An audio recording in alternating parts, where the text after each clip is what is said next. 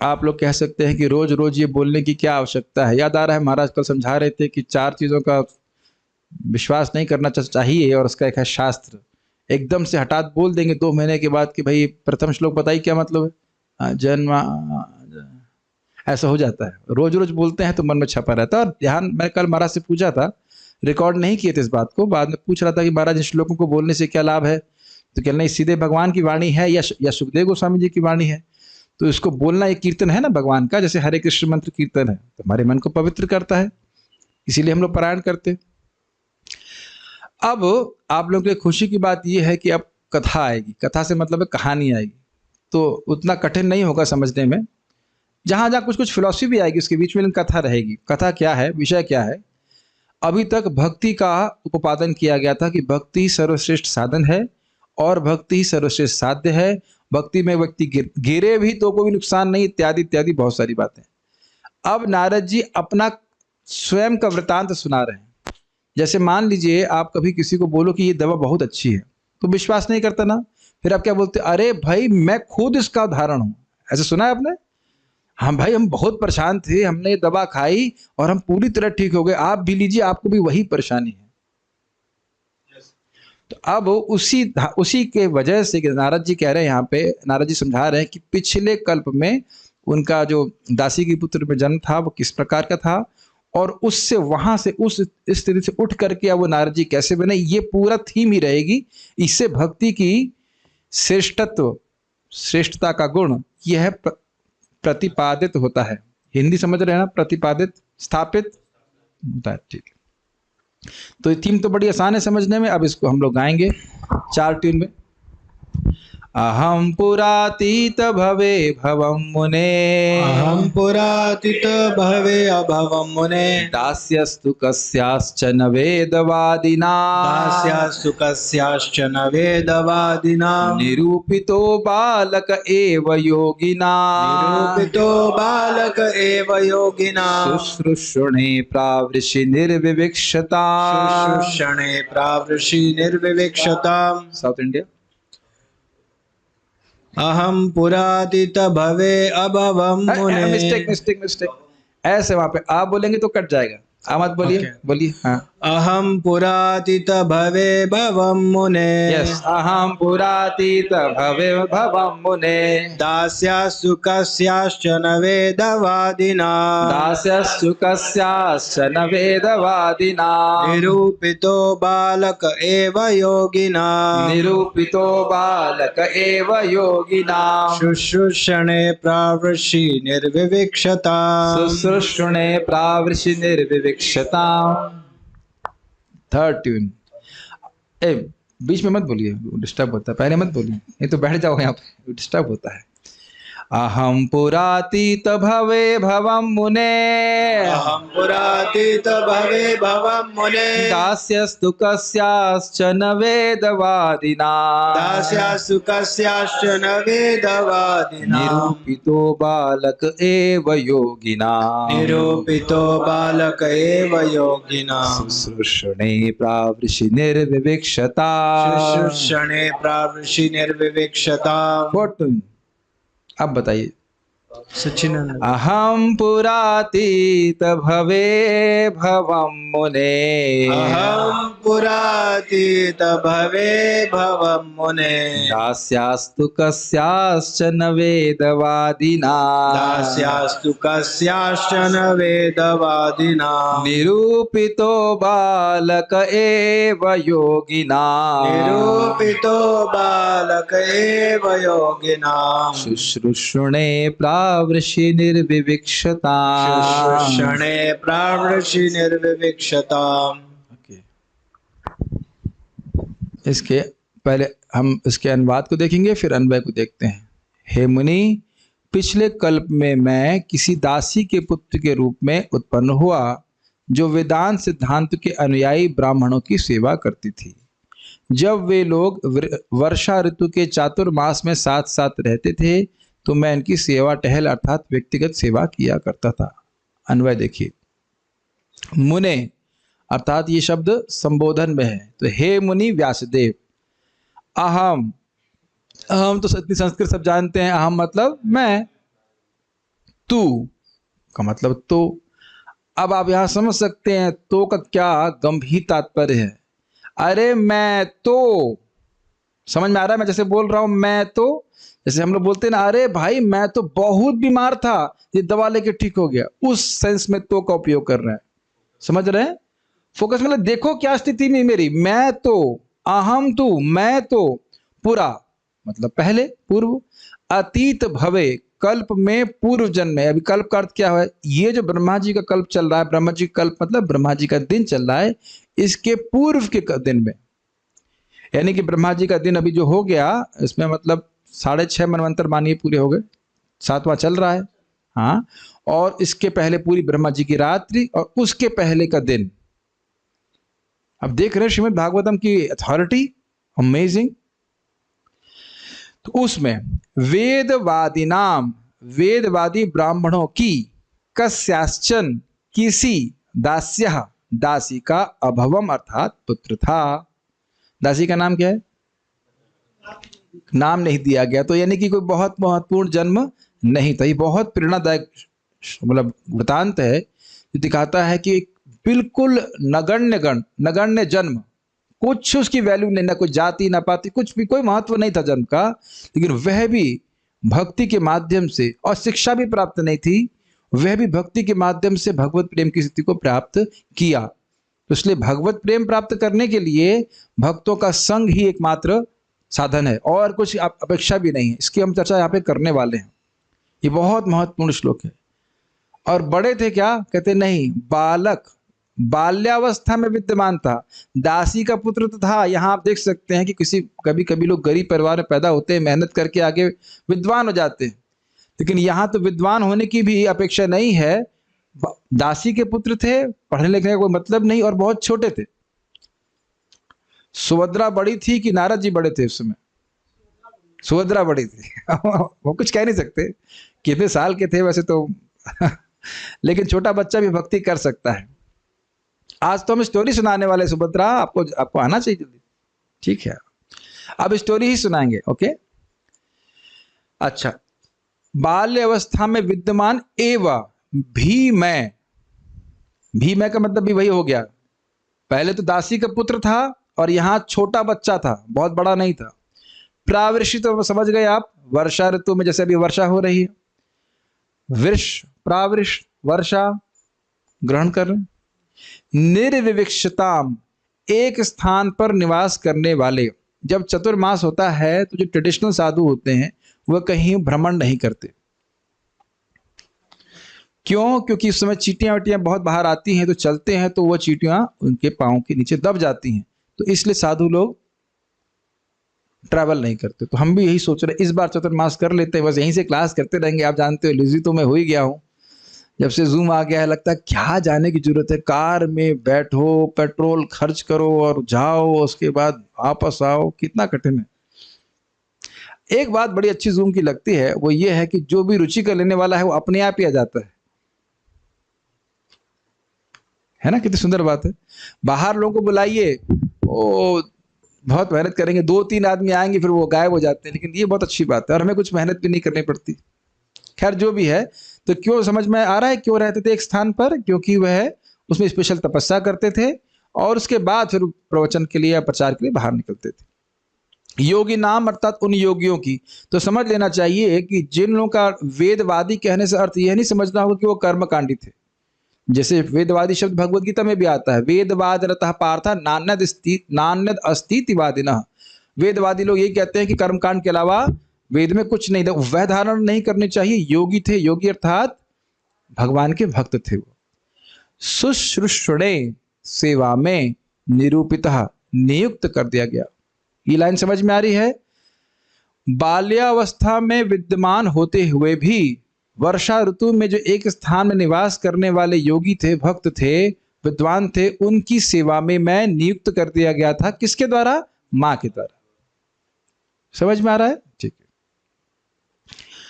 तो यहाँ पे पहला फोटो आप देख सकते हैं, ये एक दासी के पुत्र के रूप में जन्म हुए। वैसे इसके पीछे भी कथा है, कुछ भक्तों को पता है कि नहीं। क्या नाम था? जहां तक मैं स्मरण रहा हूं, उनका नाम क्या था? पिछले जन्म में, इससे पिछले जन्म में वो गंधर्व थे। उनका नाम क्या था? हुहू था? क्या नाम था? हुहू नहीं था, नाम याद नहीं आ रहा है, लेकिन वह है ब्रह्मा, ये भागवत में कथा है, लेकिन अभी याद नहीं आ रहा उसका नाम क्या था। कोई पंडित बैठा है हमारे यहाँ पे इसमें जूम पे? ओके, एक वक्त बोले अलीगढ़ आइए, अलीगढ़ में तुम हैं जूम के माध्यम से, रोज ही आएंगे, इसमें क्या दिक्कत है। खैर याद नहीं आ रहा है, लेकिन उनका नाम था, जो भी रहा उनका नाम एक वो गंधर्व थे और वह ब्रह्मलोक में कुछ भगवान की कीर्ति के अलावा गा रहे थे। हाँ, प्रभुपाद जी कहते हैं सिंगिंग सिनेमा सॉन्ग्स। तो ब्रह्मा जी क्रोधित हो गए, ने कहा जाओ शूद्र बन जाओ। द्रुमिल गोप कहाँ से आ जाएगा, द्रुमिल गोप नहीं नाम है, कुछ और नाम है, अब याद नहीं आ रहा। जो भी कथा का बात यह है कि ब्रह्मा जी ने कहा कि आप शूद्र बन जाइए, तो फिर इसलिए वह दासी के पुत्र के रूप में वो जन्म लिए थे। ठीक है, और आप देख सकते हैं कि एक दासी है यहाँ पे और नारद जी छोटे बच्चे के रूप में है। 3-4 यहाँ पे भक्ति वेदांत हैं, महान भक्त हैं जिनकी सेवा में दासी लगी हुई थी, और नारद जी भी उनका अनुगमन करके करने लगे। ये देखिए, ये स्वाभाविक है, माता पिता कहीं सेवा कर रहे होते हैं तो बच्चे अपने आप वो करने लगते हैं। मैं गया था बाली में, एकदम बहुत छोटा बच्चा, मैं समझता हूँ सुभद्रा से भी छोटा होगा, उसने देखा रोज कि हम लोग माइक लगाते थे, तो एक दिन शाम के समय जब कथा होती थी उससे पहले माइक लगाते थे, खुद ही आके माइक लगाने लगा। हर व्यक्ति के अंदर सेवा करने की प्रवृत्ति होती है, समझ रहे हैं। जैसे कि एक माता जी बता रही थी कि उनकी नातिन भगवान के लिए माला बनाने लग गई। क्यों बनाने लग गई? क्योंकि नानी बनाती। ये लोग समझ नहीं पा रहे हैं। अब यही देख लीजिए कि बच्चों के सामने माता पिता भक्ति करते हैं, भाई जैसे माँ कुछ भक्ति कर रही थी कि नहीं, वैष्णवों की सेवा कर रही थी, तो बच्चा भी अपने आप करने लग गया। उसी प्रकार से अगर माता पिता भक्ति करते हुए दिखते हैं तो बच्चे लोग अपने आप भक्ति करने लग जाएंगे, और कितना बड़ा भाग्य का निर्माण हो जाएगा वो तो आप इस कथा में देखने वाले हैं। सारार्थ दर्शनी, अब बहुत महत्वपूर्ण बातें आने वाली हैं। यादृच्छिकी मतलब स्वतंत्र, मतलब आप ये नहीं कह सकते कि मैंने ये कर्म किया वो कर्म किया इसकी वजह से भक्तों का संग प्राप्त हुआ। कल भी एक भक्त मुझे बोल रहे थे और वो आश्चर्य प्रस्तुत कर रहे थे कि वह तो पूरी तरह भौतिकतावाद में लिप्त थे, और ये आश्चर्यजनक रूप से भक्तों का संग कैसे प्राप्त हो गया। और ये केवल उन्हीं के संग घटित नहीं हुआ है, हम सभी इसके उदाहरण हैं। हाँ, अगर बचपन से हम लोग मतलब भक्त के परिवार में ना जन्म लिए हो तो पता नहीं, लेकिन ये भक्तों की अहेतु की कृपा है। जैसे हमारे क्या नाम, कौन से गोप है, मंगल गोप है, क्या नाम है, मंगल गोप प्रभु। कौन से को मतलब, तो आप जब किताब वितरण करने जाते हो तो उस जिसका किताब वितरण करते हैं उससे क्या संबंध है आपका? कोई संबंध नहीं है, लेकिन हृदय में भक्ति है तभी तो आप सोचते हो कि इससे उनका कल्याण हो जाए, यही सोचते हैं ना। इसकी वजह से ये दया कहते हैं, अहेतु की दया कहते हैं। सामने वाले की कोई योग्यता नहीं है, लेकिन भक्ति जब आदमी करता है तो स्वाभाविक रूप से दूसरों की कल्याण करने की भावना होती है एक, और जानता है कि कल्याण कैसे होगा। तो इसलिए आप ये नहीं कह सकते कि कोई कर्म किया इसकी वजह से भक्ति प्राप्त होती है, वो सब कर्म के द्वारा नहीं होती। इसलिए कह रहे यादृच्छिकी, स्वतंत्र, अपने इच्छा से। यादृच्छिकी भगवत भक्तों की कृपा से ही उक्त लक्षणों वाली शुद्ध भक्ति प्राप्त हो सकती है, और ये तपस्या आदि से कभी प्राप्त नहीं हो सकती है। इस तथ्य को कहने के लिए श्रीला नारद जी अपने पूर्व के वृतांत को कह रहे हैं। ये समझ में आ रही बात? कितना हो कोई तपस्या कर ले, कल भी हम इसकी चर्चा कर चुके थे, कुछ भी कोई संभावना ही नहीं है कि भक्ति के संस्कार को प्राप्त कर सके। कैसे प्राप्त कर सकता है? भगवान की भक्तों की कृपा। और ये कृपा है क्या, ये थोड़ा समझ लेना चाहिए। कृपा है जब वह भगवान के बारे में कुछ बोलते हैं और उसको हम श्रवण करते हैं, ये समझ रहे हैं, या उनकी हमें सेवा करने का मौका मिल जाए। एक्चुअली और इंटरेस्टिंग बात है, यदि उनकी सेवा करने का मौका मिलेगा, अभी आप आगे देखने वाले हो, एग्जैक्ट संस्कृत है, तद धर्म रुचि प्रजायते, तब उनका धर्म जो है श्रवण कीर्तन, उसमें हमारी रुचि होने लगती है। और इसके कई अर्थ हैं। और सेवा का अर्थ क्या है? सेवा का अर्थ है सेव्य को संतुष्ट करना। तो व्यक्ति जाके क्लास में बैठा है, ऐसा थोड़ा ना कि सब कुछ बात समझ में आती है, ऐसा कहाँ होता है, लेकिन सुन रहा है, बैठा है, बैठने मात्र से जो वक्ता है उसको प्रसन्न कर देता है। हाँ, उसमें मोबाइल चेक करेगा तो प्रसन्न नहीं करता है, सो जाएगा तो उतना प्रसन्नता नहीं होती। आपने देखे ना, महाराज जी कई बार लेक्चर बोलते हैं, नाम नहीं बोल रहा हूँ, हाँ खड़े हो जाओ, ऐसे करके। एक जगह बोल रहे हैं महाराज जी, क्या हुआ? अरे छोड़ो, उपभरण, हाँ ठीक है, उपभरण नाम के वो थे, ठीक है कोई बात नहीं। ठीक है, सही है, रिसर्च सही है। उपबर्हन नाम के गंधर्व थे। तो कई बार लोग ये समझ नहीं पाते हैं कि हम सोचते हैं कि साधुओं को खिला पिला देंगे तो वही सेवा है, वो तो है ही, साधु तो खाना अच्छा लगता है ही, साधु को कोई दिक्कत नहीं है। लेकिन जैसे आप हाथ से सेवा कर रहे हैं उनके मुख में कुछ प्रसाद दे करके, या उनकी प्लेट में प्रसाद दे करके, ऐसे ही कान से सेवा कर रहे हैं श्रवण करके। तो एक होता है प्रसंग और एक होता है परिचर्या। ये समझ लीजिए शब्दों को। प्रसंग मतलब कथा में आकर बैठ करके सुनना, और परिचर्या मतलब सेवा करना। ये दोनों जब चीज हो जाती है तब भक्तों की कृपा पूरी अच्छे से प्राप्त हो जाती है। कुछ ग्रहण कर पा रहे हैं? और यहाँ पे आप देखोगे किस प्रकार से न सिर्फ वह परिचर्या कर रहे थे, सेवा कर रहे थे, वपु सेवा, बल्कि बड़े ही ध्यान पूर्वक उनकी बातों को श्रवण कर रहे थे। प्रसंग और परिचर्या समझ में आ रहा है? ये बहुत बार लोगों को समझ में नहीं आता है। एक उदाहरण के लिए महाराज बता रहे थे कि एक सन्यासी इस्कॉन दिल्ली में क्लास दे रहे थे, तो प्रवचन दे रहे थे, उनका शिष्य उनके लिए माला ढूंढ रहा था, और पूरी क्लास निपट गई, उसके बाद माला लेकर के आया। तो महाराज बोले, कहाँ गया था? आप महाराज आपकी सेवा में गया था। क्या सेवा कर रहे थे? आपके लिए माला लेके आए। तो अजगर जैसी मोटी माला लेके आए। महाराज की शब्द, अजगर जैसी मोटी माला लेके आए। तो महाराज जी प्रसन्न नहीं, वे कहे कि मैं यहाँ कथा कह रहा हूँ और तुम सुन ही नहीं रहे हो, और कह रहे तो मेरी सेवा कर रहे हो। तो लोग समझ नहीं पा रहे। सेवा का अर्थ है यथा कालम यथा कामम, जैसा समय है और जैसी इच्छा है उसके अनुरूप सेवा की जानी चाहिए। समझ रहे? ये बहुत इंपॉर्टेंट बात है। वैष्णवों की सेवा के द्वारा ही, सेवा मतलब वैष्णवों को, भक्तों को प्रसन्न करके ही व्यक्ति भक्ति प्राप्त कर सकता है, नहीं तो नहीं कर सकता। Does it make sense? और कितना भी तपस्या कर ले, भगवान को भक्ति प्राप्त नहीं कर सकता, और ना तपस्या करने की आवश्यकता है। जैसे आप यहाँ देख रहे हैं कि नारद जी ने कोई विशेष तपस्या नहीं करी, केवल भक्तों की सेवा करी, उन्हें प्रसन्न किया। Make sense? और अब एक एक श्लोक के द्वारा सीखेंगे कैसे उनको कृपा प्राप्त हुई। हमारे लिए बहुत महत्वपूर्ण बातें हैं सीखने के लिए। ब्रह्मा जी के पिछले दिन में, अपने पिछले जन्म में, मैं एक दासी के पुत्र रूप में जन्म लिया था, जो वेद का अध्ययन करने वालों की सेवा करती थी। मैं उन भक्तों की सेवा करने में नियोजित रहने लगा जो बरसात के मौसम में एक ही स्थान में रहने के इच्छुक थे। इसकी व्याख्या कर दी गई कि एक ही स्थान में क्यों रहते थे। क्यों रहते थे? क्योंकि चतुर्मास का पालन करना था, और साथ साथ उस समय में चींटी इत्यादि होती हैं बहुत, चलेंगे तो सब मर जाएंगे। आपने देखा है ना, बारिश में सब बाहर आ जाते हैं। वे भक्ति का अभ्यास भी करते थे। ये आगे के श्लोकों से स्पष्ट हो जाएगा। ये बात मैं बोल रहा था कि ऐसा नहीं सोचना चाहिए कि वो कर्मकांडी ब्राह्मण थे। तत्रान्वहं कृष्ण कथा प्रगायताम् अनुग्रहेणा शृण्वं मनोहरा ता श्रद्धया मेनुपदं विशृण्वतः प्रियश्रवस्य अंग ममा भवद रुचिः। श्लोक बड़ा स्टाइल अच्छा है ना गाने का। हे व्यासदेव, उस संगति में तथा उन महान वेदांतियों की कृपा से मैं उनके द्वारा भगवान कृष्ण की मनोहर लीलाओं का वर्णन सुन सका, और इस प्रकार ध्यान पूर्वक सुनते रहने से भगवान के विषय में प्रतिक्षण अधिकाधिक सुनने के प्रति मेरी रुचि बढ़ती ही गई। श्रीमद् भागवतम 1:5-26 इसी का श्लोक है। क्या क्या बातें आपने महत्वपूर्ण सीखी? एक तो उनकी कृपा से। देखिए, संबंध में देख लीजिए, जगत में को आप किसी के लिए कुछ करते हो, वो सज्जन व्यक्ति है तो वो आपको कुछ अच्छा देना चाहेगा कि नहीं? ये तो स्पष्ट समझ रहे हैं। जैसे हमारे करना में तो अच्छा प्रसाद खिला देते, तो डोनर्स आए दोपहर में, वो कई हजार रुपए दे दिए उनको मतलब मंदिर को दे के चले गए। उतने मूल्य का प्रसाद नहीं था, मतलब भौतिक दृष्टि से, लेकिन वो खुश हो गए तो बहुत दे गए। कुछ करना चाहिए उसके लिए, ये समझ रहे हैं?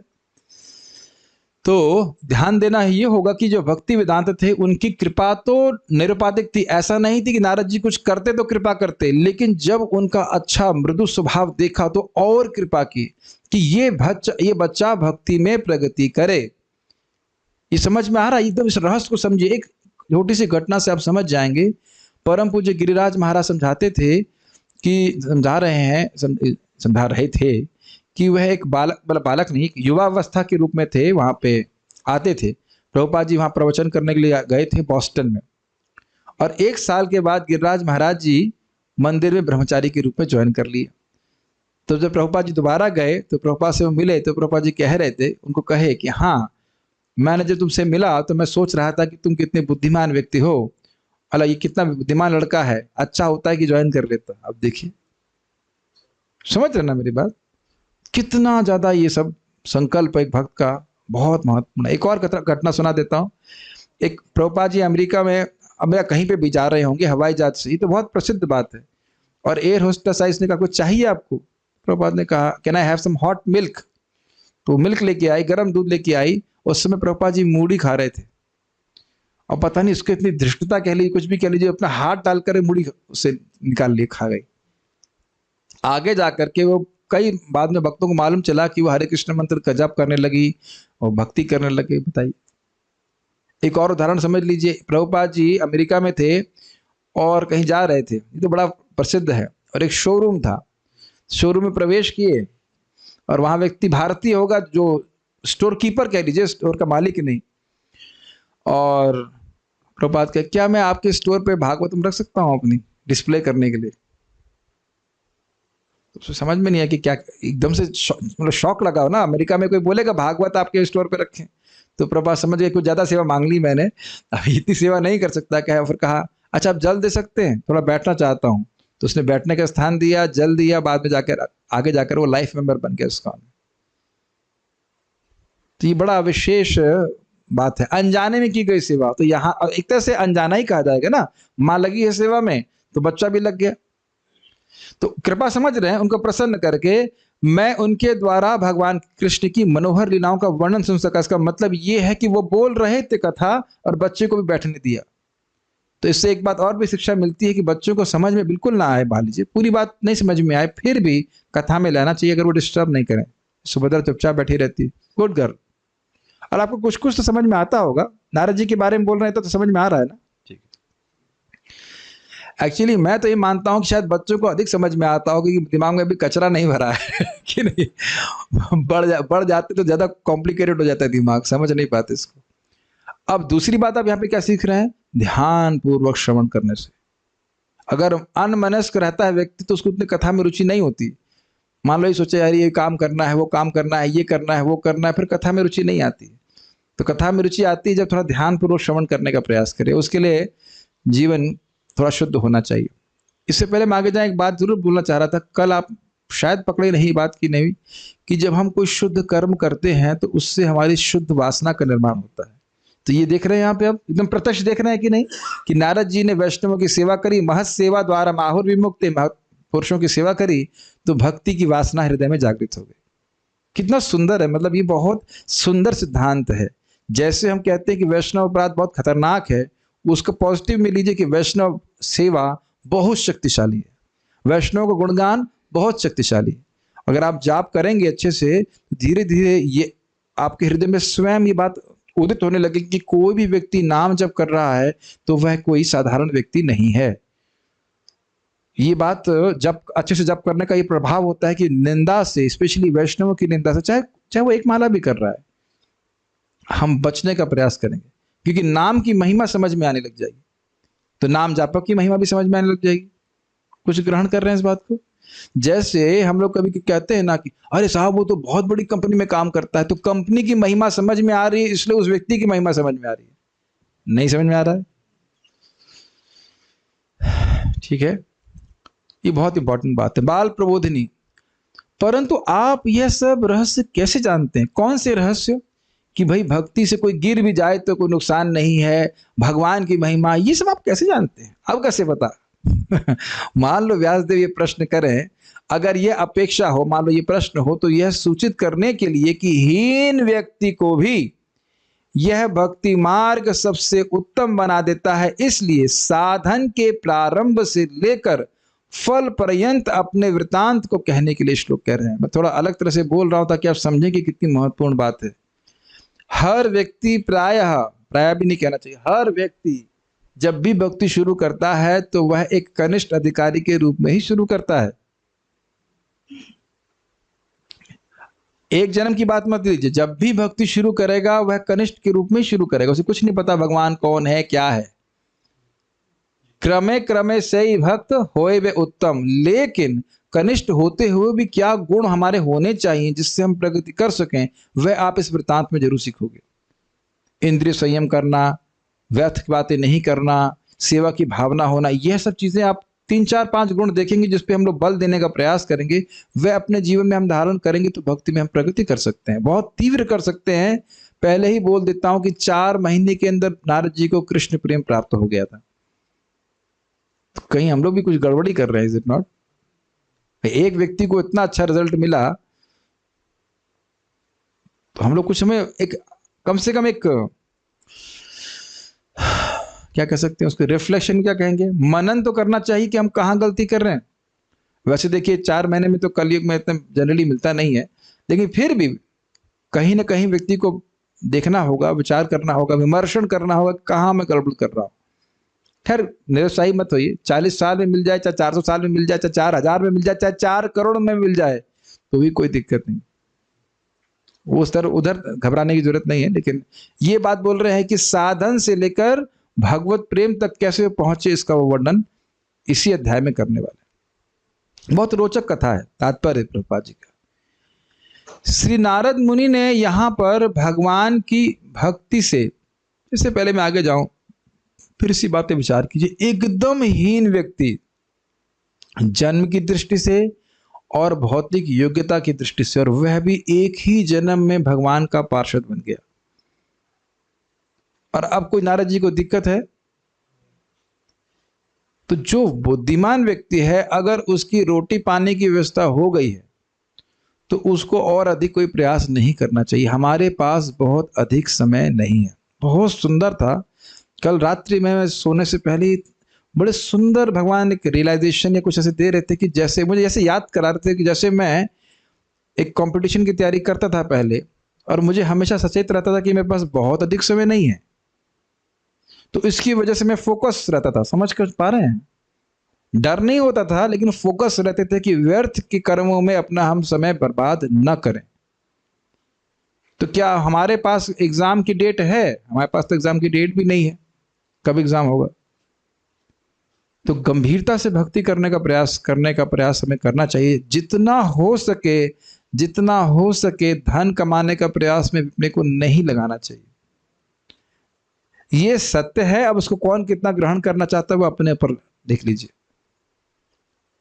हमारे ही रोहिणी नंदन प्रभु तो है ना, कितने पैसे वाले घर से हैं, 100 करोड़ कितने पैसे हैं उनके पिताजी के पास।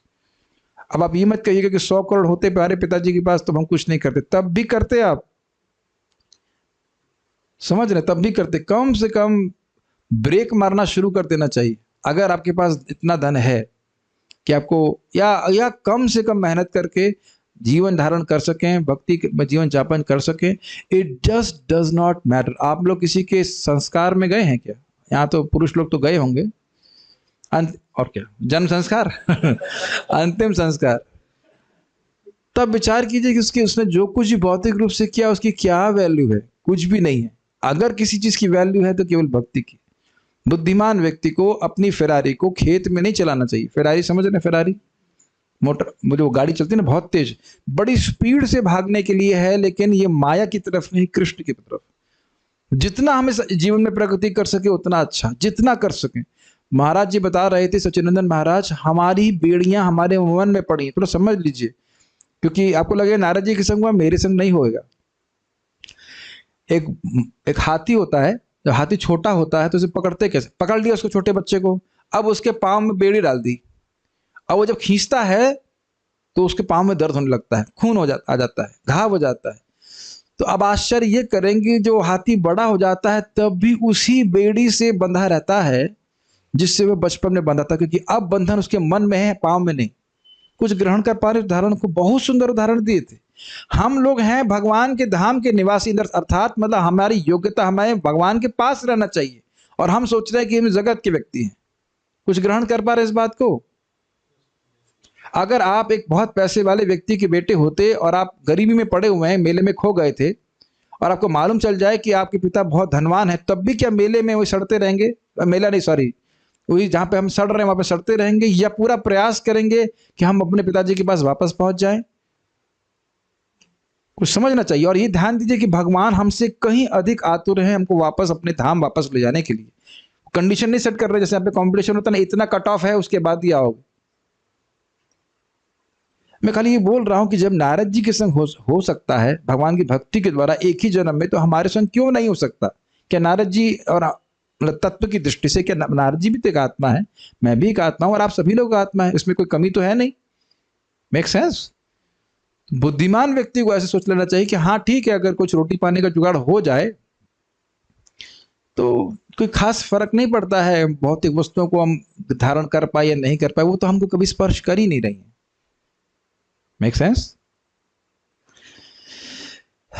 एक उदाहरण समझ में और भी देना चाहता हूं। कल रात्रि में सोने से पहले बंदर लोग कीर्तन करना शुरू कर दिए, मतलब उनका हरे कृष्णा कीर्तन नहीं था, काएं काएं काएं काएं कर रहे थे, बारिश हो रही थी। तो मैं सोच रहा था, और आपने कई बार देखा होगा कि बंदर लोग घर नहीं बना सकते। आप ऐसा कहो कि वहां पे एक रूम दे दें और हम बंदरों को नोटिस जारी करते हैं भाई यहीं आओ यहीं खाओ रहो, वो नहीं करेंगे। और वह भी अपना परिवार बना बना करके ठंड में ठिठुरते रहेंगे बाहर और बारिश सहन करते रहेंगे। ये समझ में नहीं आएगा कि मैं अपने एक प्रॉपर घर बना लूं, कुछ ग्रहण कर रहे हैं। ऐसे ही जन्म जन्मांतर हम लोग एडजस्ट करने का प्रयास कर रहे हैं। ठीक है, इतना बुरा नहीं था, मतलब एक्सपीरियंस थोड़ा सा करूंगा तो ठीक हो जाएगा।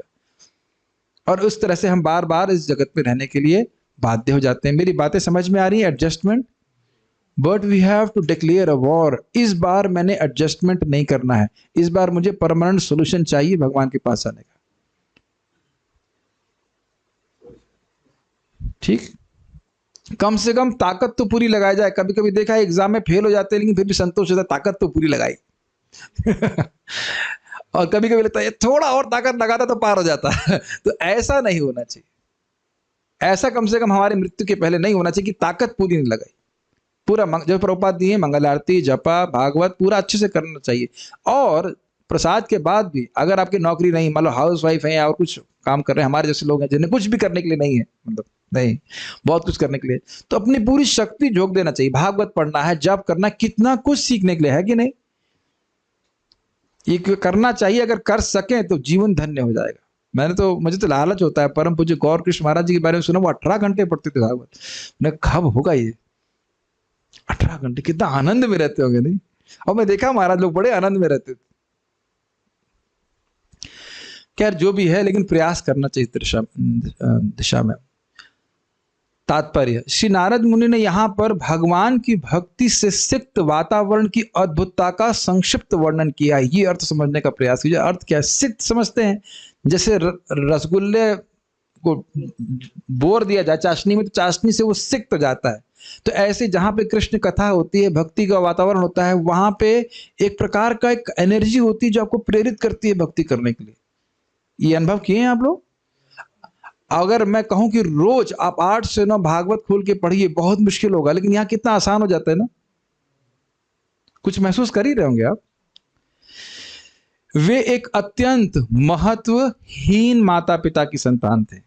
नाम नहीं रखा जा रहा, पिता का तो नाम ही नहीं बोला, किसका कौन थे क्या थे।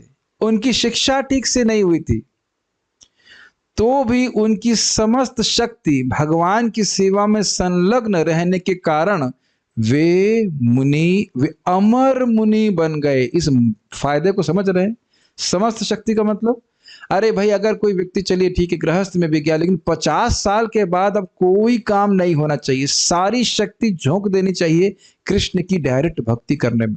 अधिक अधिक जप करें, अधिक अधिक श्रीमद् भागवत का श्रवण करें, ये जीवन का लक्ष्य है। भगवान कभी नहीं कहेंगे तुम परिवार ठीक से क्यों नहीं चला पाए। भगवान अपना ही परिवार ठीक से नहीं चला पाए। चैतन्य महाप्रभु परिवार छोड़ के चले गए, तो आपको क्या बोलेंगे? अगर बोलेंगे तो आप क्या देना, आप तो परिवार छोड़ दिए, हमसे बोल रहे हैं परिवार मत छोड़ो। नहीं, तो खाली वो विनोद के लिए बोल रहे हैं। रामानंद राय जी को भी महाप्रभु कहे, जब वो रामानंद राय जी से मिलते हैं तो कहते हैं, रामानंद राय कहते हैं कम से कम 10 दिन तो यहाँ रुकिए महाप्रभु से, क्योंकि पूरी पूरी रात कृष्ण कथा करते। तो महाप्रभु कहते हैं 10 दिन क्या, मैं तो चाहता हूं कि तुम पूरा जीवन मेरे संग साथ में रहो। और फिर रामानंद राय जी कितनी बड़ी पोस्ट पे थे, हम नहीं कल्पना कर सकते। गवर्नर थे शायद साउथ इंडिया के, बहुत बड़े राज्य के गवर्नर, वो सब त्याग करके महाप्रभु के पास रहे भगवत भक्ति करने के लिए। ये सिद्धांत है कि हम आत्मा हैं, इसमें कोई विरोध है। और आत्मा केवल भगवान की भक्ति से संतुष्ट हो सकती है। इस शरीर को वस्तुतः ऐसे देखना चाहिए जैसे हम अपनी मोटरसाइकिल को देखते हैं।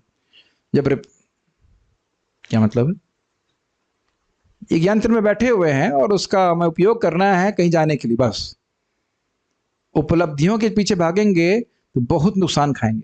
ये सिद्धांत ये, बाकी जिसको जो करना है वो करे, उसको उसकी इच्छा पे। मैं बिल्कुल रिपेंट नहीं करता कि नौकरी पे लात मार के यहाँ पे ज्वाइन किया हूँ, कभी नहीं। एक क्षण के लिए भी हृदय में कभी नहीं आया कि मैं और एमटेक कर सकता था, पीएचडी कर सकता था, हेड पूरी तरह डैमेज नहीं होता तो परमानेंटली हेड डैमेज करा लेता ना। एक कभी भी कोई रिपेंटेंस नहीं आता है। भक्ति करेंगे तो आप कभी भी अफसोस नहीं कर सकते। भाई पता नहीं अन्य का तो मैं नहीं कहता, मैं तो नहीं मानता कि मेरे को कोई भी नुकसान हुआ, कतई बिल्कुल भी नहीं। और बस भगवान से ही प्रार्थना, ऐसे करते रहेंगे तो कितना आनंद आएगा आगे जाकर। अमर मुनि बन गए भाई, हमेशा हमेशा के लिए। अब जब चाहे वैकुंठ में जाएं, जब चाहे भगवान को देख सकते हैं। समझा इसका मतलब? जब चाहें, जब उसे मनन करेंगे तब समझ में आएगा कितना बड़ा फायदा है। शिवम सोचा है कभी आपने? तो शिवम मतलब नामाभास हो जाता है, मैं उधर देख रहा था। हाँ। कभी भी आप जब चाहो भगवान को देख सकते हो, उनके धाम में रह सकते हो। तो बहुतों को शायद विश्वास ही नहीं होता, इसलिए मेहनत नहीं करते, लेकिन यही सत्य बात है। सारे जीवात्मा भगवान की तटस्थ शक्ति हैं, अतएव उनकी सार्थकता भगवान की दिव्य प्रेम भक्ति करने में है। जब ऐसा नहीं हो पाता तो मनुष्य की वह स्थिति माया कहलाती। माया मतलब माया, यह मतलब वो, और माँ मतलब नहीं, जो नहीं है। क्या नहीं है? हम हैं भगवान के सेवक, लेकिन मान के बैठे कि हम सेवक नहीं है, ये माया है। खाली मान रहे हैं, ऐसा नहीं कि हम सेवक नहीं हैं।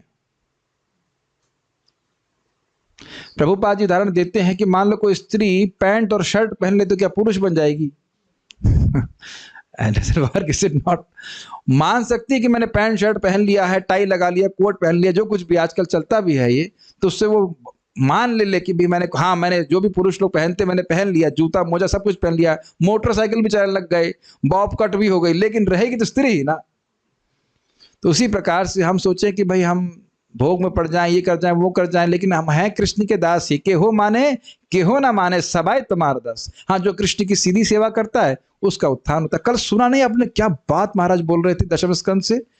सुंदर बात थी कि जो भगवान के भक्त हैं उनको भगवान जो है अमृतत्व प्रदान करते हैं। क्या था वो शब्द? अमृता श्लोक बोल रहा हूं, बहुत सुंदर था। उतामृतत करके शब्द था, बहुत सुंदर शब्द आया था दशम स्कंद का। एक जगह नरसिंह पुराण की बात आती है कि अरे जब मुक्ति प्रदान करने वाले भगवान मुकुंद फूल और पत्तियों से संतुष्ट हो जाते हैं तो तपस्या क्यों कर रहे हो? कुछ ग्रहण कर रहे हैं आप जल दे रहे हैं, फूल दे रहे हैं, उसी से भगवान प्रसन्न हो जाते हैं, तो आप तपस्या क्यों कर रहे हो? भगवान ऐसे ही मुक्त कर देते हैं भक्तों को। तो प्रभुपाद इसको बड़े स्पष्ट रूप से समझाते हैं कि व्यक्ति स्वीकार कर ले कि मैं कृष्ण का दास हूं और कृष्ण की सेवा में लग जाए तो बस वह मुक्त है, और ऐसे मुक्त अवस्था में रहेगा तो अंत में भगवान के पास चला जाएगा। बहुत सिंपल है। अतएव जो ही मनुष्य अपनी पूरी शक्ति को इंद्रिय भोग में न लगाकर भगवान की सेवा में लगाता है तो माया का सारा भ्रम दूर हो जाता है। क्या भ्रम है माया का? ये बहुत इंपॉर्टेंट लाइन है। जब हम इंद्रिय तृप्ति करते हैं, भगवान से इतर, भगवान से अलग रहकर अपनी इंद्रियों को लगाते हैं, तो हम ये सोचते हैं, हमारे मन में अज्ञान बढ़ जाता है कि मैं शरीर हूं एक, और मेरा भगवान से कोई संबंध नहीं, मुझे कोई मतलब नहीं। ये अनुभव करते हैं आप? नहीं करते हैं? ऐसा होता ही है, क्यों नहीं करते? जब हम इस जमाने में भक्ति नहीं कर रहे थे, कुछ अनुभव समझ रहे थे, भक्ति कुछ नहीं सोच रहे थे कि भगवान से मेरा संबंध है, कुछ सोच रहे थे कि मैं आत्मा हूं, कभी विचार ही नहीं आता। लेकिन जब इंद्रियों को भगवान की सेवा में लगाया जाता है तब धीरे धीरे भगवान की कृपा से ये सारा ज्ञान नष्ट होता है। ये आपको अनुभूत होने लग जाएगा कि मैं भगवान का हूं और मुझे एकमात्र सेवा भगवान की सेवा करना है, एकमात्र कार्य भगवान की सेवा करना है। यहाँ टाइम वेस्ट करना नहीं है और अन्यों की सेवा करने में। अगर अन्यों की सेवा करनी है तो किस संबंध में करनी है? भगवान के संबंध में करनी है। Does it make sense? और ये शुरुआत में लगता है थियोरेटिकल, लेकिन आप जाप करते रहिए तो अन्यों की सेवा करने का मन ही नहीं करता है। मतलब भौतिक दृष्टि से देखिए, अगर कोई भक्त बीमार है और उसको आप दवा दे रहे हैं तो वह भगवान की सेवा है या नहीं है, ये समझ लेना होगा। अगर आपको व्यक्ति, अच्छा मान लो कि अभक्त है और उससे भी आप अच्छा बर्ताव कर रहे हैं ताकि वो आपको अप्रिशिएट करे, एक भक्त को अप्रिशिएट कर रहे, तो वो भी भगवान की सेवा है कि नहीं? वो भी है। यहां मैं ये नहीं कह रहा हूं कि हमें निष्ठुर हो जाना चाहिए, अपितु पूरा एक ऑब्सेशन मन में रहता है कैसे कृष्ण भक्ति का प्रचार अन्यों के पास भी पहुंचे। वह भी हमारे भाई हैं जो इस समय भक्ति में नहीं है, उनको हम कैसे भक्ति दे सके, प्रसाद खिला करके या पुस्तक दे करके, हरि नाम दे करके, कथा के माध्यम से। ये आपका भगवान के प्रति प्रेम है। Does it make sense? भाई किसी के दो बच्चे हैं, एक छोटा बच्चा है जो एकदम बोलना नहीं जानता और थोड़ी बड़ी बच्ची होती, तो बड़ी बच्ची को डेलीगेट कर दिया जाता है ना कि छोटी बच्ची का ध्यान रखो, कि हमेशा माँ को ही देखना पड़ता है। ये तो प्रैक्टिकल देखा जाता है। तो उसी प्रकार से जो छोटे बच्चे हैं, मतलब जो अबोध हैं, उनको ज्ञान देना ये हमारे पिता के प्रति हमारी सबसे बड़ी सेवा है। ये तो भगवान गीता में स्वयं इस बात को बोले हैं। तो यथा योग, जितना आपका सामर्थ्य है इतना तो बता सकते हैं ना, कृष्ण भगवान हैं। जैसे मेरी माता जी ने मेरी मौसी को बताया, तुम्हारे जिस बाबा की तुम पूजा करती हो, कौन से शास्त्र में लिखा है कि बाबा वो बाबा भगवान है? तो मौसी क्या बोलेंगी? कुछ नहीं बोल पाएंगी। और देखो वो सिंपल सी बात, देखो कृष्ण को गीता में भगवान बोला गया है, भागवत में बोला गया उनकी पूजा करो, तो कम से कम बाबा का फोटो गया तो कृष्ण का फोटो लग गया। हरे कृष्ण जप नहीं है, आप उसे कुछ नहीं गिनेंगे, लेकिन बहुत बड़ी बात है। इतना कोई नहीं कर सकता, सभी कर, कोई भी कर सकता है, इज इट नॉट? और आप आश्चर्य करेंगे, ऐसे लोग बैठे हुए हैं बिल्कुल टाइम बॉम्ब की तरह, तो ऐसा लगता है भक्ति को शुरुआत पकड़ने के लिए एकदम बैठे हुए, तुरंत पकड़ लेंगे उसको, भक्ति को। हो सकता है कि उनकी भक्ति हमसे भी तेज चलने लग जाए। हमारे ग्रुप में एक भक्त आते हैं जिनको लाने वाले नहीं आते, लेकिन वो जिनको लाया गया है वो खूब आते हैं। ऐसा हो जाता है कभी कभी, ठीक है? तो ये समझना चाहिए। तो इंद्रिय को भगवान की, समझ रहे बात, किसी जीव को अगर आपने किसी तरह उसकी इंद्रियों को भगवान की सेवा में लगा दिया तो आपने उसका कनेक्शन भगवान से कर दिया है। अब भगवान सारा ज्ञान खोलते चले जाएंगे हृदय में। Does it make sense? ये बहुत इंपॉर्टेंट बात है। और नहीं तो कुछ नहीं किया उसने तो भगवान कुछ नहीं बोलने वाले। ये महाराज जी समझाते हैं। चुप बैठे हैं भगवान, अंदर बैठे, अगर चाहें तो सारा ज्ञान प्रकाशित कर सकते हैं कि नहीं, लेकिन जब तक कोई जीव जान अनजान कोई सेवा नहीं करे वो चुप ही बैठे रहेंगे, कुछ नहीं बोलेंगे।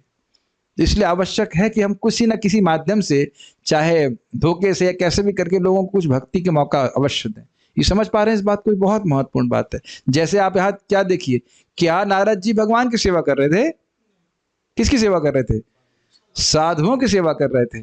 तो वहां आप स्पष्ट रूप से देख सकते हो कि उन्हें कुछ भी भगवान के बारे में नहीं पता था, लेकिन उसी दिन से उनकी मुक्ति का द्वार खुल गया था। ये समझ में आ रहा है? जिस दिन से सेवा प्रारंभ हुई उसी दिन से हमारा मुक्ति का द्वार खुल गया, उनका मुक्ति का द्वार खुल गया। आगे जाके तो केवल चलना मात्र था उनका, ठीक है? श्री नारद मुनि के पूर्व जन्म के निजी उदाहरण से यह स्पष्ट है कि भगवान की सेवा भगवान के प्रामाणिक सेवकों की सेवा से ही प्रारंभ होती है। प्रामाणिक क्यों कह रहे तो स्पष्ट समझ में आ रहा है, झूठे सेवकों की सेवा से नहीं होता है।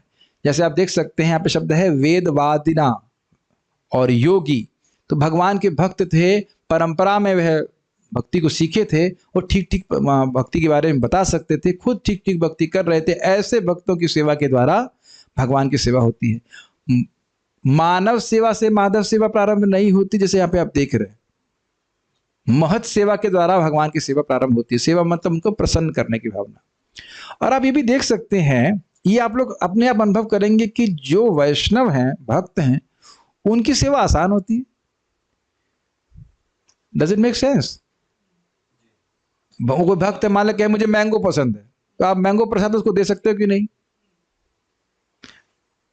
Does it make sense? It's very easy to relate with devotees. भक्तों से संबंध बड़ा आसान हो जाता है। गुरु महाराज से संबंध बड़ा आसान है। मान लीजिए गुरु की साक्षात अगर मान लो पर्सनल सेवा भी कर रहा है तो पता है गुरु महाराज को ये चाहिए, ये चाहिए, ये चाहिए, नहीं चाहिए। Does it make sense? Prabhupada ji से पूछा गया कि मैं भगवान के प्रति ईर्ष्या से कैसे मुक्त हो सकता हूं, तो उन्होंने कहा कि पहले तुम गुरु के प्रति ईर्ष्या से मुक्त हो जाओ। उसका मतलब क्या है समझ रहे हैं? गुरु भगवान के प्रतिनिधि, ये प्रतिनिधि क्यों है, ये ऊंचे आसन पे क्यों बैठेंगे, मैं बैठूंगा, ये तो गलत बोल रहे हैं। इस प्रकार की भावना व्यक्ति के अंदर में आ जाती है तो फिर बड़ी दिक्कत होती है। देखिए, गलत और सही का निर्णय पहले अपनी चेतना को देखिए, चेतना क्या है, समझ रहे हैं मेरी बात? किसी वस्तु को देखने का दृष्टिकोण हमारी चेतना के ऊपर निर्भर करता है। तो वो जिस चेतना से कोई सीनियर भक्त बोल रहा है वो उससे हम अभी नहीं देख पा रहे हैं, तो फिर हम देख रहे हैं ये गलत बोल रहे हैं, गलत बोल रहे हैं, ऐसे करके। तो पहले सोच लेना चाहिए कि हमारी चेतना क्या है। भगवान कहते हैं कि मेरे दासों की सेवा मेरी निजी सेवा से बढ़कर है। मद भक्त पूजा भी अधिकार, श्रीमद् भागवत 11:19-21। भक्त की सेवा, हाँ, चैतन्य चरितामृत में भी शंकर पंडित जी को महाप्रभु कहते हैं कि, उनका नाम याद नहीं आ रहा, उनके एक और व्यक्ति थे, मतलब सीनियर भक्त थे, उनको बोलो कि इनकी सेवा करो, इनकी सेवा से तुम मेरी सेवा करोगे। और इसी प्रकार से ऋषभ देव जी भरत महाराज के बारे में कहते हैं, याद है आपको? ऋषभ देव अपने 100 पुत्रों को शिक्षा दे रहे हैं और उसके बाद कहते हैं कि तुम सब लोग यानी 99 के 99 अपने बड़े भाई भरत महाराज की सेवा करो, इसके द्वारा तुम मुझको प्रसन्न करोगे। और चैतन्य महाप्रभु के पास रघुनाथ दास गोस्वामी जी आए, तुमने क्या कहा? आप स्वरूप दामोदर गोस्वामी के अंतर्गत रहकर भक्ति करो। याद आ रहा है? एक भक्त था ज्वाइन किया, बोला मुझे दासों के दास नहीं बनना है। हमने कहा ठीक है, नेक्स्ट लाइफ, इस जन्म में नहीं समझोगे तो अगले जन्म में समझोगे, इसके बिना तो पार नहीं सकते। आप या हम गोलोक में ऐसे नहीं जा सकते जैसे कि कोई हीरो एंट्री करता है ना दरवाजा तोड़ करके, मैं आ गया। It doesn't work like that, it doesn't work, sir है ना? या फिर जैसे मैं याद नहीं दिलाना चाहता, लेकिन जैसे पहले एक हीरो थे ना, उनकी पहले जूते दिखाई पड़ते थे और वो ठक ठक ठक करके आते थे, उस तरह से हम गोलोक में नहीं आ सकते हैं। बड़ा नम्र भावना में ही व्यक्ति जो नम्र रहेगा वही भगवान के पास वापस जा सकता है। ज्ञान में भक्त लोग ऐसी बातें बोल देते हैं। भक्त की सेवा भगवान की सेवा से अधिक मूल्यवान है। इसका अर्थ यह नहीं कि भगवान की सेवा नहीं करना चाहिए, पूरा समझेंगे, पूरा पढ़ेंगे तो समझ में आएगा। अतएव मनुष्य को चाहिए कि भगवान की सेवा में निरंतर रत रहने वाले भगवान के किसी प्रामाणिक सेवक को चुने होना चाहिए, चने नहीं होना चाहिए, वो स्पेलिंग मिस्टेक है, उसे अपना गुरु बनाए और उस गुरु की सेवा में अपने को लगाए। ये बहुत महत्वपूर्ण बात है। देखिए आजकल के समाज में आप देखते नहीं कि लोग किसी को भी गुरु बना लेते हैं। महाराज समझा रहे थे, कान फुकवा गुरु, क्या बोलते हैं, कान फूकने वाला गुरु। कान में कुछ मंत्र फूक देता है लेकिन उसको वो खुद भगवान की भक्ति में लगा नहीं रहता है। एक जगह और विचारने बात प्रभुपाद जी कह रहे थे कि ऐसे मूर्ख गुरुओं के पास मत जाओ जो कहते हैं कि तुम्हें 6 महीने में मैं तुमको भगवान बना दूंगा, तुम मुझे $35 दो।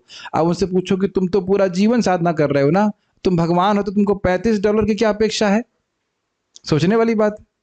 तो धोखेबाजी वाले लोगों के पास नहीं जाना चाहिए, जो प्रमाणिक रूप से परंपरा में ज्ञान प्राप्त किया है। भगवान की सेवा में रत का मतलब ही हो गया कि वह भगवान की प्रेमी है। अगर प्रेमी नहीं होगा तो भगवान की सेवा क्यों करेगा, बताइए? Make sense? अच्छा, एक और इंटरेस्टिंग बात है, आप मेरे गुरु महाराज संबंध में कह रहे थे, बड़ा सुंदर बात कह रहे थे कि भगवान तो कहते हैं, मान लो कोई कहे, भगवान कहते हैं तेषाम, क्या है, लगातार मेरी सेवा में लगे रहते हैं, तेषाम सतत युक्ता नाम भजताम प्रीति पूर्वकम ददामि बुद्धि योगम तम ये न माम अपयांति। जो लगातार ही मेरे प्रीति पूर्वक भजन में लगे रहते हैं, तो उनको सारा ज्ञान मैं हृदय में दे देता हूं, तो मुझे गुरु की क्या जरूरत है? तो महाराज बोले कि ये पहले बताओ क्या तुम प्रीति पूर्वक 24 घंटे भगवान की सेवा में लगे हो? नहीं लगे हो। इसलिए ऐसे व्यक्ति की सेवा करनी पड़ेगी जो इस प्रकार से लगा हुआ है, और उसकी सेवा करके हमको भगवान की कृपा प्राप्त हो पाएगी। समझ रहे बात? और ध्यान दीजिएगा, जिसकी सेवा करेंगे उसके गुण हमारे पास आने लग जाएंगे। Doesn't make sense? ऐसे यह देखेंगे यहाँ पे, ऐसा गुरु आपको प्रश्न करेगा, क्या मैं कृष्ण की सेवा डायरेक्ट नहीं कर सकता? मुझे गुरु के माध्यम से जाने की क्या जरूरत है? आते हैं तो अब देखिए इसका उत्तर। ऐसा गुरु एक पारदर्शी माध्यम है जिससे उन भगवान का दर्शन किया जा सकता है जो भौतिक इंद्रियों के बोध से परे हैं। अब आपको एक बहुत सुंदर फोटो दिख रही है टेलीस्कोप की। ये जानबूझ कर फोटो रखा हूं ताकि मन में छप जाए बात। टेलीस्कोप का क्या प्रयोजन होता है? जो बहुत दूर की वस्तु होती है उसको बहुत पास लेके आ जाता है और उसका विजन और क्लियर भी कर देता है। ठीक, अब ये मान लिया जाए कि भगवान तो हमारे हृदय में है, लेकिन वस्तुतः साक्षात्कार की दृष्टि से भगवान बहुत दूर है। तो गुरु बीच में, अच्छा, इस टेलीस्कोप में बहुत सारे शिष्य होते हैं कि नहीं बीच में? अगर थोड़ा लेंस कहते हैं ना इंसान, तो जितने अधिक लेंस होते हैं उतनी शक्ति बढ़ जाती है और उतनी ही दूर की वस्तु और पास आ जाती है। तो जितना हम अधिक दास भाव में रहेंगे उतना कृष्ण और हमारे पास आ जाते हैं और अधिक कृपा प्राप्त होती। और इसको ये खाली मजाक के लिए नहीं कह रहे हैं, आपको मोटिवेशन देने के लिए नहीं बोल रहे। महाप्रभु स्वयं बोल रहे हैं कि श्रीवास, तुम्हारे दासों का करोड़ों गुना दासों का दास भी मुझे अपने प्राणों से भी अधिक प्रिय है। ये चैतन्य भागवत के शब्द है महाप्रभु। तुम्हारे गांव का कुत्ता भी मुझे बहुत प्रिय श्रीवास। श्रीवास तो कुत्ता नहीं पालते होंगे। हाँ, तो अब आ ही गए हैं, आ जाएंगे क्या, आ ही गए हैं। लेकिन कोई मूर्खता ना करे। अब देख रहे हैं ना कि प्रभुपाद जी की सेवा छोड़ करके कहीं इधर जाऊंगा कहीं उधर जाऊंगा, तो फिर वह अपने हिसाब से चल रहा है, प्रभुपाद जी को प्रसन्न नहीं कर रहा। एक बात आप लोग सुन चुके हैं, प्रभुपाद जी इंट्रोडक्शन में ही बोले हैं बड़ा स्पष्ट कि हमारा बहुत बड़ा आग्रह है या मैं बहुत आतुर हूं ये देखने के लिए कि यह श्रीमद् भागवत का सिद्धांत पूरे विश्व में स्थापित हो। अब समझ में आ गया कि प्रभुपाद जी कैसे प्रसन्न होंगे, क्लियर समझ में आ रहा है क्या प्रभुपाद जी का आग्रह है। आग्रह समझ रहे, कोई भौतिक इच्छा नहीं है, यही आग्रह है कि भागवत का ज्ञान, भागवत के सिद्धांत पूरे विश्व में स्थापित हो। अब जितना हमारा सामर्थ्य है उतना हम कर सकते हैं। Does it make sense? ऐसा नहीं कह सकते कि आपके पास कोई सामर्थ्य नहीं है। मैं इसीलिए ये सब बता रहा हूं, सारे नोट्स भी दे रहा हूं कि कहीं आप किसी को बताना चाहें तो नोट्स देख करके बता सकते हैं। जितनी क्लासेस दी गई हैं वही समझ लीजिए, उसके बाद दूसरों को बताएंगे तो भी बहुत होगा। अभी तुम और देने वाले हैं, घबराइए मत। अन्य जगह देखिए क्या होता है, कथा होती तो अच्छा तो बोलते हैं, लेकिन हमें नहीं समझ में आता कि हम रिपीट कैसे करें। अभी आपके सामने एक तरह से पका पकाया माल दिया जा रहा है, सामने नोट्स है, नोट्स लेकर के आप बोल भी सकते हैं। बोलिए बोलिए बोलिए, भगवान तो भगवान है, लेकिन जब तक हम भगवान का यश नहीं गाएंगे लोगों को मालूम नहीं चलने वाला कि भगवान भगवान है। कुछ समझ में आ रहा है? एक तरह से भगवान हमारे अधीन है, ये महाराज समझा रहे थे। अगर आप कुछ बोलोगे नहीं तो भगवान के बारे में कौन जानने वाला है।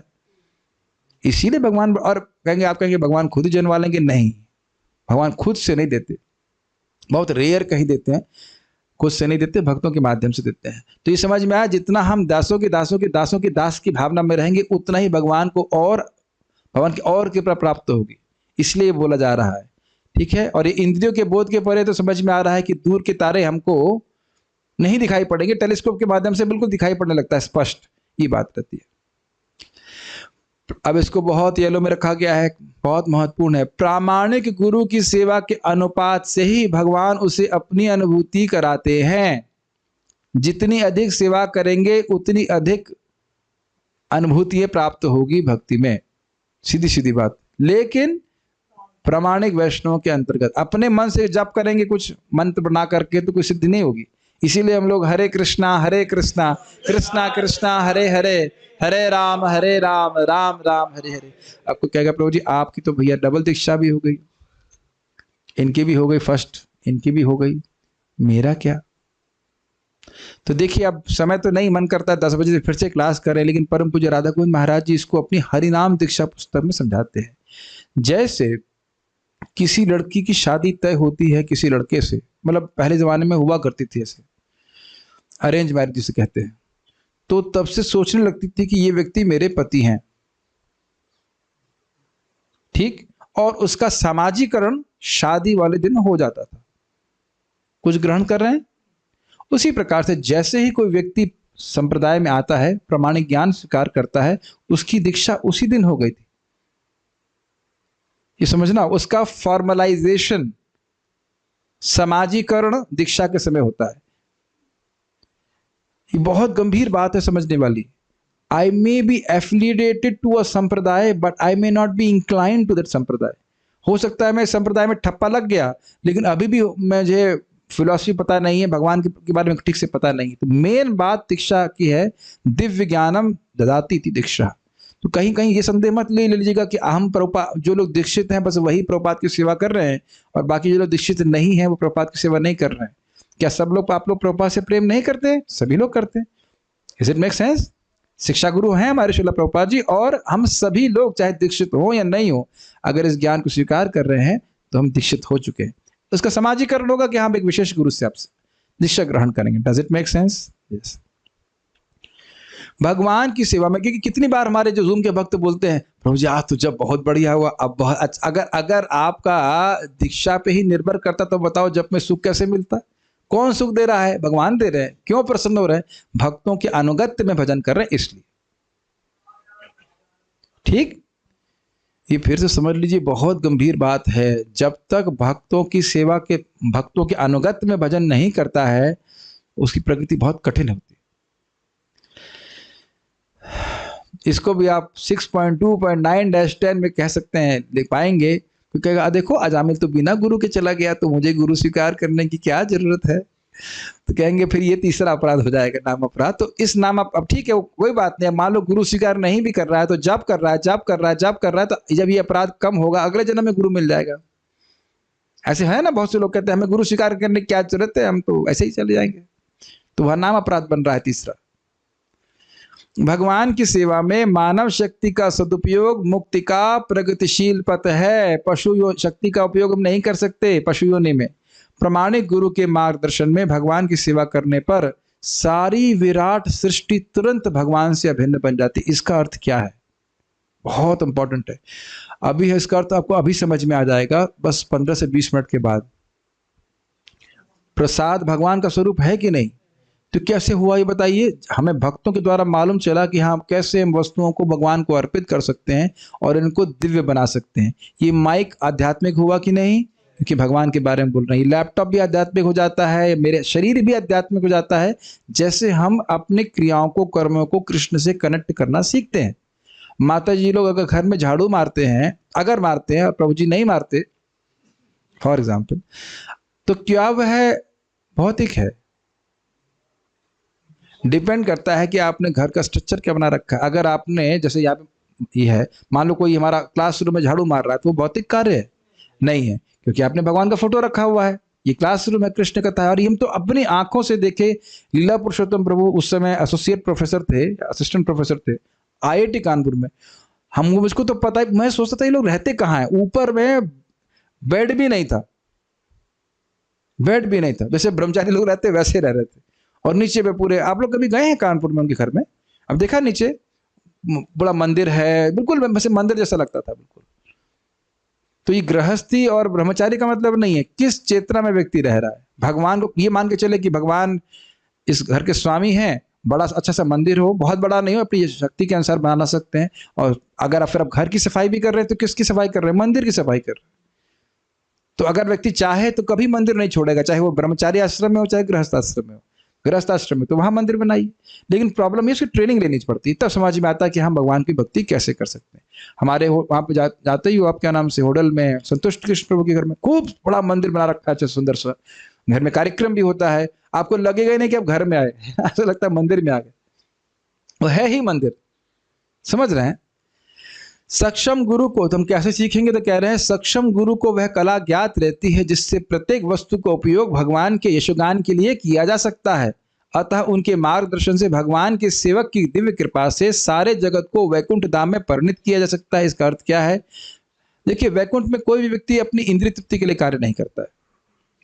हर व्यक्ति भगवान की संतुष्टि के लिए कार्य करता है। वह कार्य अलग अलग हो सकते हैं। उसी प्रकार से भक्तों के मार्गदर्शन में व्यक्ति सीख सकता है कैसे अपने घर में भी वैकुंठ का निर्माण कर ले धीरे धीरे, क्योंकि उस जरूरी नहीं कि सबके घर में वैकुंठ वासी ही हो थोड़े भक्त अभक्त भी रह सकते हैं और उनको लगता है यहाँ वैकुंठ का निर्माण क्यों हो रहा है, लेकिन धीरे धीरे करके सब ठीक हो जाता है। ठीक है, तो ये आप सीख पाए। और विशेष कृपा क्या है? मार्गदर्शन, ट्रेनिंग। एक महाराज जी का प्रवचन सुनेंगे 24 गुरु, उसमें महाराज बोलते हैं शिक्षित शिक्षित शिक्षित, शिक्षा प्राप्त करनी है, शिक्षा प्राप्त करनी है। बहुत बार लोग सोचते हैं दीक्षा हो गई हमारा कुछ नहीं, अब तो सब हम तो प्रूफ हो गए, मुक्ति होएगी। लेकिन मेरे गुरु महाराज एकदम बोले, don't think this initiation will liberate you. आपको दीक्षा से शुरुआत है, कह सकते हैं दीक्षा से हमको कृपा मिलती है, लेकिन कुछ जब भी तो करना होगा, भक्ति करनी होगी ना। ये बहुत इंपॉर्टेंट बात है। कुछ प्रश्न है भक्तों की तो मैं देख सकता हूं। तो आपने आज क्या सीखा कि वैष्णवों की सेवा के द्वारा भगवान की सेवा शुरू होती है और इसमें कोई भौतिक योग्यता की आवश्यकता नहीं है और व्यक्ति एकदम हीन अवस्था से भी भगवान की प्रेम की अवस्था को प्राप्त व्यक्ति हो सकता है। ठीक है, कुछ प्रश्न है तो मैं देख लेता हूं।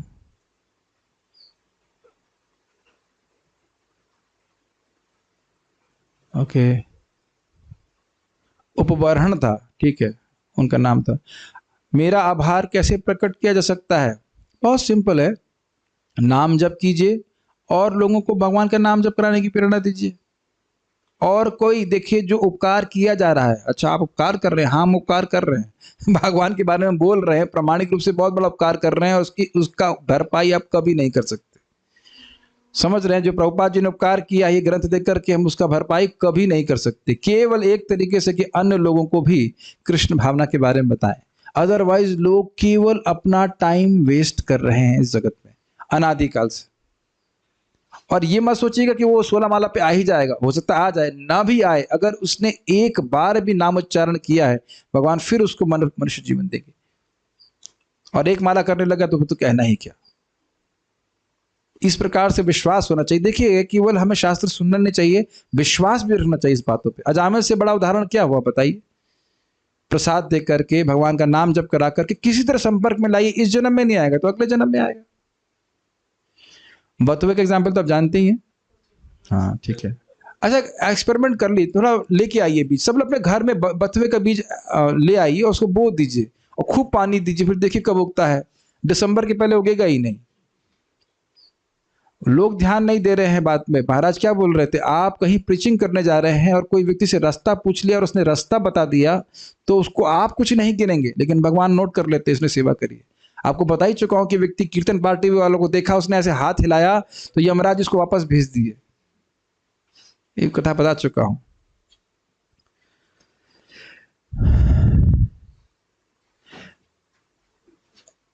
नारद जी तो डायरेक्ट साधु जनों की सेवा कर रहे थे, लेकिन मैंने तो अभी तक किसी की डायरेक्ट सेवा नहीं करी। तो आप श्रवण नहीं कर रहे हैं। श्रवण करने वाला व्यक्ति भगवान की सेवा कर रहा है। सर्वेंट सर्वेंट्स की फीलिंग नहीं आती है, ठीक है, बॉस की फीलिंग रखिए।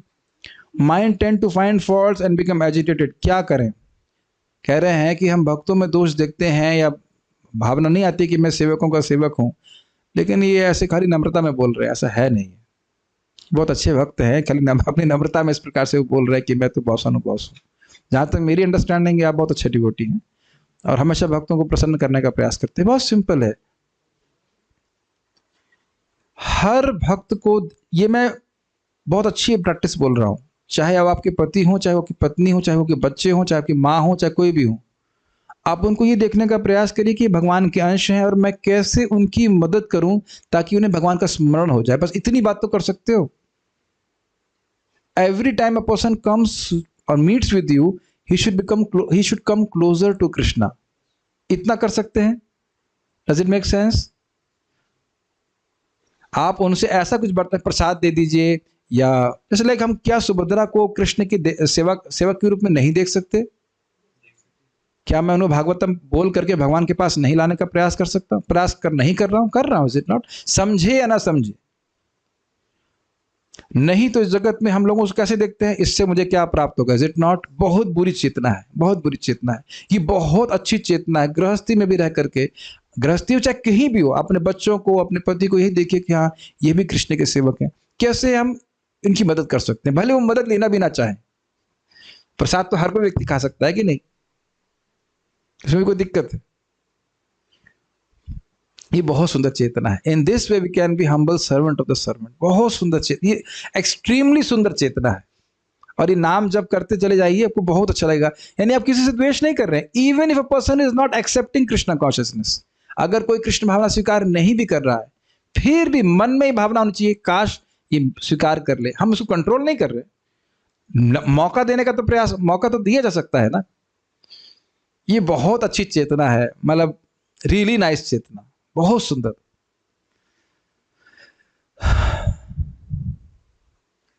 कह रहे हैं कि हमें कैसे पता चले कि प्रामाणिक गुरु कौन है, क्योंकि मार्केट में बहुत सारे ऑप्शंस हैं। मार्केट में गुरु ढूंढेंगे, सब्जी मार्केट में, आपको पता नहीं है कि पहली बात बड़ा इजी है। प्रामाणिक गुरु ढूंढने के 3 प्रश्न हैं। क्या प्रश्न है? हम कौन हैं? दूसरा, भगवान कौन है? भगवान से हमारा क्या संबंध है? चौथा, तो आपने देखा ना 6 विकेट होते हैं, इधर 3 विकेट और इधर 3 विकेट, तो 3, कभी कभी 3 विकेट इधर होते हैं और 1 विकेट कम, 3 विकेट नहीं होते तो इधर 1 विकेट होता है बॉलिंग साइड में। तो आप बॉलिंग शुरू कीजिए, पहला वाला विकेट डाउन हो जाएगा, कुछ पता नहीं होगा आत्मा। मान लो उसने आत्मा बचा ली है, बैटिंग कर ली और 1 विकेट बच गया कि मैं आत्मा हूं, तो दूसरा विकेट तो पक्का बोल्ड होने वाला है कि भगवान कौन है? आप ही भगवान हो, मैं ही भगवान हूं। मुझे बड़ा आनंद आता है। हम प्रवचन कर रहे थे, एक वृद्ध व्यक्ति आए, हाँ भाई सही बात है, उस परमात्मा परम पिता परमेश्वर का ध्यान करना चाहिए। किसका? मैं डांट लगा, किसका? हाँ वही परमात्मा परमेश्वर। अरे कौन? अरे वही परमेश्वर। कौन? विष्णु विष्णु विष्णु। डर गया ऐसा रहता है, लोगों को पता ही नहीं किसका ध्यान कर रहे हैं। अरे बताओ तो सही, कौन परम पिता का ध्यान कर रहे हो? ये दिक्कत है। तो ठीक है, दूसरा विकेट, और कदाचित मतलब बहुत रेयर चांस अगर उसको मालूम चल गया कि कृष्ण भगवान है, तो ये पूछ लिया आपने कि इसका मतलब संबंध क्या है, तो विकेट गिरेगा ही। आपने कभी क्रिकेट खेला हो तो कभी कभी मैं बॉलिंग करता था पहले, मतलब अज्ञान में, तो हम लोग देखते कौन सा विकेट गिराना, पहला वाला कि दूसरा वाला कि तीसरा वाला। तो तीसरा वाला तो पक्का गिरेगा वो बचा ही नहीं पाएगा। और अगर किसी तरह वो बच जाए तो आप बैटिंग कर दीजिए और सामने वाला विकेट बढ़ा दीजिए, कि वो संबंध जागृत कैसे होगा। ये असंभव है, नेक्स्ट टू इम्पॉसिबल कि आपको इस्कॉन के अलावा, प्रामाणिक संप्रदाय के अलावा ये आपको सही प्राप्त हो जाए। उत्तर हो ही नहीं सकता। आप ढूंढ लीजिए मार्केट में, मिलेगा नहीं है। प्रोडक्ट हमारे पास ही और है ही नहीं किसी के पास, और कुछ लोगों के पास है, उसको बेच नहीं रहे, वो एक अलग बात है। मतलब कुछ संप्रदाय हैं उनके पास भी ठीक से पता है, उनको ऐसी बात नहीं, उतना प्रीचिंग नहीं कर रहे। तो आपको कहीं जाने की जरूरत नहीं है। हमारा स्टोर खुला है, हरिनाम स्टोर, कथा स्टोर, यहीं जाइए, सब कुछ प्रमाणिक बता रहा है। यहीं पे एक ऐसी संस्था है जहां आप पूछ सकते हो प्रभु जी इसका रेफरेंस क्या है। और मान लीजिए मैं कुछ बोल रहा हूं, आपको संदेह हो तो महाराज जी महाराज से पूछ लीजिए, इज इट नॉट। किसी और संस्था में चले जाइए जहां इस प्रकार से हो, जहां प्रमाणिक रूप से बोलते हो ये ब्राह्मणिक संस्था है, ऐसा आपको जबरदस्ती कुछ नहीं किया जा रहा कि आप हमारी बात मानिए। आप देखिए शास्त्र में क्या लिखा है, विचार कीजिए, स्वीकार कीजिए। Make sense. Best organization is ISKCON. भक्ति में दसों के दासों का दास होने की प्रेरणा दी जाती है, इससे हम सहिष्णु बनते हैं। क्या यही एटीट्यूड हमारा भौतिक जगत में भी होना चाहिए? क्योंकि प्रायः भौतिक जगत में हम यदि सहिष्णु और आई एम नोबडी वाला एटीट्यूड रखते हैं तो लोग बहुत फायदा उठाते हैं और बहुत ज्यादा डोमिनेटिव हो जाते हैं। They are not like devotees, they are not in this lineage and act according to their free will. ये प्रश्न कई बार आता है कि अगर हम नम्र रहते हैं तो क्या भौतिक जगत में भी हमको नम्र रहना चाहिए? देखिए, भौतिक जगत में शठम शाठम आचरित, अगर कोई धोखा करता है तो उसके संग वैसे डील करना पड़ता है। जैसे वसुदेव जी कंस को बोले मैं लड़का दे दूंगा, कौन सा दूंगा नहीं बताया, लेकिन जब नंद महाराज से बात कर रहे हैं तब कोई छल नहीं कर रहे। बट आप जब भौतिकतावादी लोगों से भी डील कर रहे हैं ना, एक मन में आना चाहिए कि क्या ये पड़ा हुआ है, ये समझ नहीं रहा है कि भगवान का दास है। काश ये भक्ति करता होता तो कितना आगे पहुंच जाता। भाई वो आप कुछ बोलो भी मत, खाली मन में विचार रखिए, ठीक है। और ये देखिए, दासों का दास होने का अर्थ यह नहीं है कि आप इंडिपेंडेंटली थॉटफुल नहीं। Does it make sense? समझ रहे मेरी बात? ऐसा नहीं कि कोई आपका विचार ही नहीं है, आप कुछ प्रस्तुति नहीं कर सकते या कुछ प्रश्न नहीं कर सकते या संशय प्रस्तुत नहीं कर सकते। आप नहीं देख रहे परीक्षित महाराज कितने सम्मान पूर्वक लेकिन प्रश्न तो कर रहे हैं ना सुखदेव गोस्वामी से, बुद्धू यहां बैठो, यहां मत बैठो, खड़े हो जाओ, ऐसा करके बात नहीं होती। The mood is very simple, I am assisting the superiors in preaching this mission of Krishna consciousness. ये सिंपल भाव समझ लीजिए, इतना तो आसान है। मैं प्रभुपाद जी के संबंध में हमारे गुरु महाराज सोच रहे हैं और हम अपने गुरु महाराज के संबंध में सोच रहे हैं कि हम उनकी सेवा कर रहे हैं, उनकी असिस्ट कर रहे हैं भगवान की इस कीर्ति का प्रचार करने में। इतना आपको मुश्किल नहीं है, इतना ठीक है। हमको गुरु से दीक्षा लेने की इच्छा अब करनी चाहिए क्या, या अभी और अच्छे से भक्ति करना चाहिए? देखिए, कुछ समय भक्ति जरूर करना चाहिए, क्योंकि मैंने ड्रॉप होते हुए देखा है लोगों को। मैंने 7 साल के बाद दीक्षा लिया पहली वाली, और 8 साल के बाद लिए दूसरी वाली। अब तो ख्याल से कोई प्रश्न नहीं बचा रहेगा, लेकिन बहुत बार मैं देखता हूं कि लोगों की श्रद्धा नहीं होती नाम में इतनी जल्दी, वो ड्रॉप कर देते हैं थोड़ी थोड़ी बात पे। तो दे शुड कोई भी घटना होती है तो उससे लोग घबरा जाते हैं, और उनकी गलती नहीं, क्योंकि ट्रेनिंग नहीं दी। अरे भाई, कम से कम इतना तो होना चाहिए कि 2-3 साल बैठ के बढ़िया सुबह माला जाप करो। तो फिर जब दीक्षा के बाद ऐसा बता रहे थे कुछ लोग कि उन लोग का फीडबैक आया कि मुझे पता नहीं था कि दीक्षा के बाद 16 माला करना रोज होता है। ऐसे व्यक्ति को दीक्षा नहीं दिलाना चाहिए, थोड़ा सा संबल प्राप्त करना चाहिए। Sometimes it appears as if we don't choose guru chooses us. I did not go to ISKCON for self realisation, I went for eating prasadam, it was for like Prabhupada inviting us. Mostly ऐसे लोग होते हैं। डिवोटीज के पथ रहते रहते हम उनकी वैल्यू भी जानते हैं और start treating them as normal people. Is that Vaishnava aparadh? How to overcome that? ये अच्छा प्रश्न है कि भक्तों के संग रहते हैं तो उनकी वैल्यू कम हो जाती है।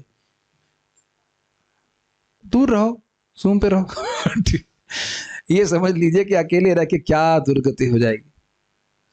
अकेले अगर हम भक्ति नहीं करेंगे, एक बहुत सिंपल बात मैं परम पूज्य वृंदावन चंद्र महाराज से सीखा कि बोलो कम। तो कहते आप कहोगे आप तो कम बोलते नहीं हो। कहने का मतलब है व्यर्थ की बातें मत बोलिए। व्यर्थ की बात बोलेंगे तो किसी ना किसी के प्रति जरूर अपराध हो जाएगा। ये बात अभी आप नारद जी की इसमें सीखने वाले हैं। पता नहीं आप कैसे ऐसी बात को कह रहे हो। मैं तो भक्तों को देख देख कर उत्साहित होता रहता हूँ। आज 3:30 बजे नींद, 3 बजे अलार्म लग गया था। गुस्सा आ रहा था, किस मूर्ख ने 3 बजे का अलार्म लगाया है। कौन था मूर्ख? मैं। देखो कितने कितने अच्छे सेवक है, मेरे को मूर्ख कह रहा है, लेकिन मैं ही था। फिर मैं सोचने लगा, अरे वो सब आ गए होंगे, कम से कम 20 लोग आए होंगे जप करने के लिए। मेरी बुद्धि एक्टिवेट हो गई। 3:30 बजे अब तो तुमको उठना पड़ेगा। तुम क्या शक्ल दिखाओगे? 4 बजे उठोगे, क्या करोगे? उठ गया मैं। तो मैं तो अब ये देख रहा हूँ कि मैं ही फंस गया हूँ। पहले मैं भले 3:45 बजे उठता, अब तो उठना ही पड़ता है 3:30 बजे। तो कौन प्रेरणा दे रहा है? हमारे भक्त, हमारे तथाकथित स्टूडेंट को प्रेरणा दे रहे हैं। और जैसे मैंने उठा, देखा लग एकदम हरे कृष्ण हरे कृष्ण, को वाह। समझ रहे हैं मेरी बात? पता नहीं आप लोगों को कैसा लगता है। मेरे को तो लगता है मैं पीछे रह जा रहा, मैं पीछे रह जा रहा हूँ, आगे बढ़ जा रहे, आगे बढ़ जा रहे हैं। तो कैसे कह सकते हैं? मुझे तो समझ में नहीं आ रहा। मुझे तो इतनी प्रसन्नता होती लोगों के सबको देख करके नाम जप करते हुए। आपको पता है जो व्यक्ति दूसरों को नाम जप करते हुए देख के प्रसन्न होता है, वो भी भगवान के पास चला जाता है। तो पता नहीं कैसे बोल रहे हैं। भक्तों से तो प्रेम होना चाहिए। ओके, विष्णु विष्णु विष्णु, ये क्यों कह रहे हैं? अच्छा, कह रहे हैं सेल्फ डिफेंस के बारे में क्या विचार है? ये महत्वपूर्ण बात है। कोई आपको मारने आ रहा है तो आपको अपनी रक्षा करनी चाहिए। ये तो स्वाभाविक सी बात है। ओके, और कोई प्रश्न नहीं है तो हम लोग पारायण करेंगे। अब आप लोग कहोगे कि भाई पारायण का क्या लाभ है?